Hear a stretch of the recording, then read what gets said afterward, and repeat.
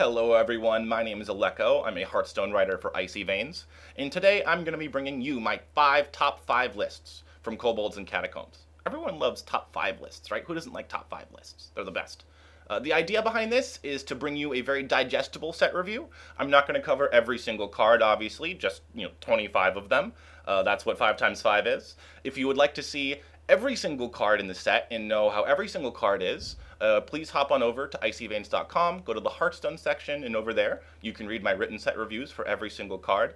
But the idea here is to bring you to something a little more digestible, a little quicker, so you can just kind of see the greatest hits of the upcoming set. So speaking of greatest hits, let's jump right into my top 5 best cards. We've got number 5 here, Kobold Librarian. I think this guy is going to be in pretty much every single Warlock deck under the sun.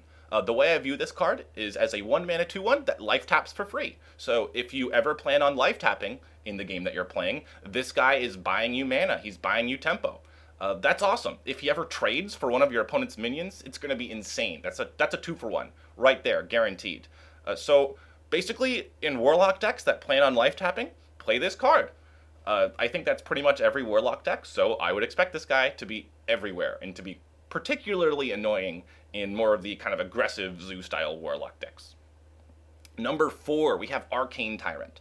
Whenever I see cards that have mana reduction abilities, the ability to be played for free, my alarm bells start going off. And though not all mana reduction abilities are created equal, I think this one is particularly good. It's insane in Jade Druid alongside cards like Nourish and Ultimate Infestation, or in Ramp Druid for that matter. I think it'll also start cropping up in maybe some Mage decks, because being able to just plop down a free 4/4 is such positive tempo. It really does make a huge impact on the board. So I think we're going to start seeing this guy everywhere. He's probably not going to define the meta in any way, but he's certainly going to win a lot of games. Next up, number 3, we have a card I am super bullish on, Elven Minstrel. I think I'm kind of relatively alone in the Hearthstone community in thinking that this card is going to be absolutely insane. He's a 3-for-1. He's just a 3-for-1 on a card. He makes a 3/2 body, and he draws 2 cards from your deck. That's super good. Yes, I realize you have to trigger combo, but let's be real. How hard is that really for rogues to do? Even in decks that don't run like Prep or Counterfeit Coin, that's just not very hard. So I view this card as, not the best in aggressive decks, but even anything that's moderately mid-rangey or control-y is going to be super, super interested in playing this card. I view it as Ultimate Infestation Light. I really think it's that good. You're putting a body down, you're doing something that affects the board, you're drawing multiple cards, and I really think we're going to be seeing this guy cropping up everywhere. This is the card that, really, if I had more guts, I would probably rate number 1 overall, because I really think it's that good. Number 2, this one's going to surprise nobody. We have Duskbreaker. Wow. What is there to say about this card that hasn't already been said?